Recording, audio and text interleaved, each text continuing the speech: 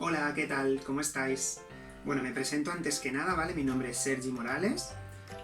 De entre todas las cosas que puedo decir sobre mí para los que no me conozcáis, pues contaros algo que tenga que ver con el tema principal de lo que venimos aquí a hablar, ¿no? Lo que venimos aquí a comentar. Pues contaros que soy maestro, soy técnico dinamizador en consejos de participación infantil, en ciudadanía global y políticas de infancia, desde los derechos, desde la perspectiva de derechos de infancia, también amparada por UNICEF España.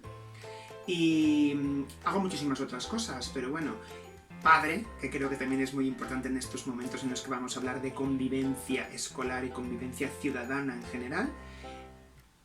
Y dadas las circunstancias que envuelven este panorama actual que tenemos con esta enfermedad y con esta pandemia, pues hemos considerado conveniente dar unas pequeñas pinceladas sobre, ¿no? sobre el post-confinamiento y qué va a suceder con la vuelta a las aulas, el nuevo sistema o el nuevo paradigma de convivencia escolar y social. Yo lo voy a enfocar, creo que es importante y para eso habéis contado conmigo, desde una perspectiva de derechos y desde una perspectiva de la participación infantil y adolescente como clave del éxito para que la convivencia en escuelas primarias, en escuelas infantiles, en la etapa secundaria, en los bachilleratos e incluso en la universidad, desde la participación real del alumnado, como se entiende etimológicamente el término participar como formar parte y no ser únicamente un sujeto receptor o pasivo del sistema educativo, sino totalmente proactivo, vinculado a él, promotor de actividades y contaminador del sistema, porque tenemos que dejar que esos participantes que hasta ahora han sido meros usuarios contaminen el sistema con todo lo que tienen que aportar para él y lo cambien desde abajo y desde sus intereses, entiendan contaminar con, aunque es una palabra que hace a priori un poco peyorativa, ¿no? Entendamos contaminar como el clásico dejémonos contaminar por la infancia del pedagogo Loris Malaguchi, ¿no? Que también luego acuñó Francesco Tonucci. Entonces, visto todo esto, hablaremos de unas estrategias, recursos y derechos que yo considero que son importantes, ¿no? Para eso, para participar y para poder entender el post-confinamiento desde una perspectiva de derechos y de convivencia real. Me gustaría empezar hablando desde dónde, porque creo que es básico, considero que es básico, y la experiencia sí me lo dice, para la convivencia escolar real, efectiva, eficiente, desde dónde nos dirigimos hacia el sujeto que está siendo educado, ¿no? Primero que tenemos que tener en cuenta es que si yo quiero enseñar, tengo que querer aprender. Ya lo dijo Cicerón, en el siglo I a.C., gran filósofo y pensador, ya nos dijo: si quieres aprender, enseña. Y si quieres enseñar, aprende, ¿no? Era un poco... En realidad él dijo, si quieres aprender, enseña. Pero yo giro esa frase porque creo que es importante que entendamos que enseñanza y aprendizaje van con una barra que van cogidas de la mano. No es que uno enseña y el otro aprende, sino que la enseñanza y el aprendizaje es multidireccional, más que bidireccional. Entonces, saber desde dónde nos dirigimos al alumnado va a ser básico, fundamental, para comprender lo que vamos a hacer con ellos y cómo va a ir esta convivencia. ¿Por qué? ¿Por qué digo esto? Pues porque si yo considero al alumnado como menor, como ya crecerás, solamente como un sujeto de protección, pues entonces el alumnado no va a tener ganas de participar, de formar parte, de ser autónomo, de ser responsable, de creerse el proceso de participación desde dentro y de crear un buen clima afectivo y de convivencia escolar, ¿no? Andrés Ter, músico y compositor artista, nos dijo precisamente esto, que si nos posicionábamos así delante de la infancia, como el ya crecerás, el menor, lo único que estábamos haciendo era considerarlos un estadio inferior, el estadio cero, mientras que yo que estoy aquí, que soy el estadio sublime y maravilloso, pues lo sé todo. Entonces, eso es el primero y el principal de los errores. Desde dónde nos dirigimos a ellos y ellas, ¿de acuerdo? Olvidemos y obviemos el estadio cero y dotémosle, y más ahora que estamos en casa o que hemos estado en casa, si estáis viéndome ya después del confinamiento, intentando que nuestros hijos y nuestras hijas participen, participen de la vida, podemos empezar ya a obviar terminología como que me ayuden, porque nadie tiene que ayudar a nadie, porque el proceso de enseñanza-aprendizaje o la educación en la escuela o la educación en casa es algo de cooperación y de convivencia, y depende de todas y de todos. ¿Vale? Entonces, dejemos de ser ayudantes de nadie porque no me ayudas a hacer la cama. Si no te haces la cama es tu tarea, no es la mía, no me estás ayudando. Me ayudas si me ayudas a, por ejemplo, si yo soy maestro, que es la realidad, y llego a casa y tengo un día pues muchas cosas para corregir y tu hijo y tu hija tiene ganas de ayudarte y te ayuda y te dice, ay, pues dime qué pongo en el cuaderno de notas, si pongo un 7 o pongo un 8. O si tu hijo y tu hija tiene tareas escolares y te pide ayuda porque no entiende un problema y necesita tu ayuda. Ahí sí, porque es su tarea o tu tarea. Pero en la escuela, en el proceso de participación de la escuela de enseñanza-aprendizaje, no es la tarea del alumno o la tarea nuestra. Es una tarea conjunta y ahí radica la convivencia, ¿vale? Entonces, me parecía importante empezar hablando, que yo creo que muchos de los autores que vamos a hablar aquí, pues cada uno cogerá una pincelada. Creo que esto es básico para, antes de escuchar el resto, saber desde dónde me dirijo a el niño o la niña. Visto todo esto, pasaríamos a una siguiente fase. ¿Evolucionamos o revolucionamos? Pues yo considero que hay que tener en cuenta ambas. Si entendemos la evolución, ¿no?, como una acumulación, cambios lentos, graduales, más cuantitativos, y una revolución como un cambio brusco, radical y más de calidad, pues yo creo que se tiene que hacer una fusión de las dos, ¿vale? Una fusión de las dos porque no se puede radicalizar, por ejemplo, a los 12 años y que decidan.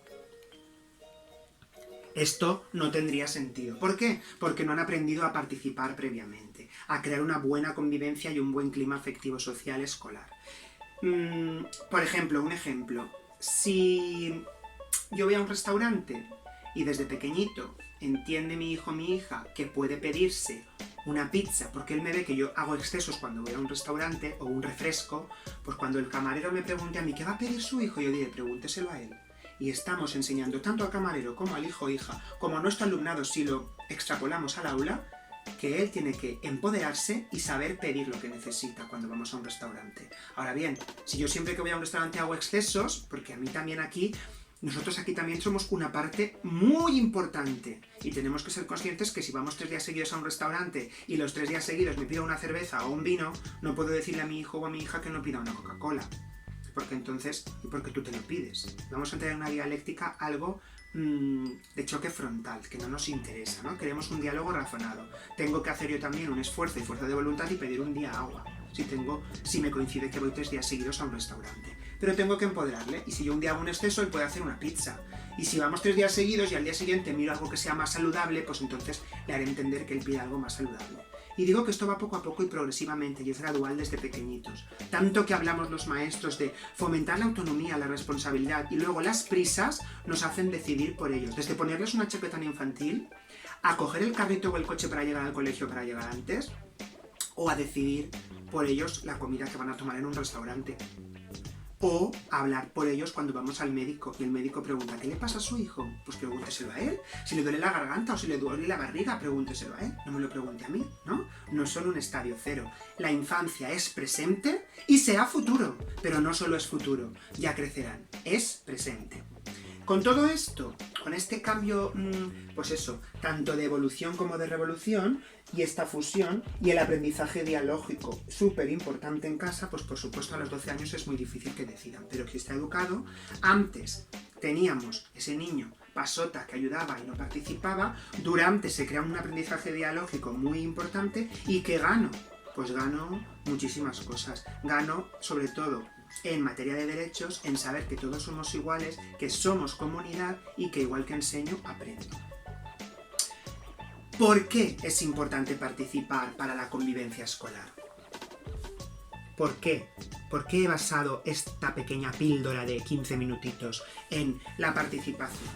Pues primero que nada porque es un continuo crecimiento, es decir, es un futuro de cooperación en el que se trabajan las inteligencias múltiples, que ya acuñó Howard Gardner, en el que no todos somos iguales sino diferentes, y lo importante es esa complementación. De nada sirve que yo tenga una empresa y quiera que todos mis empleados sean iguales que yo. Eso es el principal error del empresario. Ahora ya no está pasando con los nuevos métodos, ¿no? Y el coaching y todas estas cosas.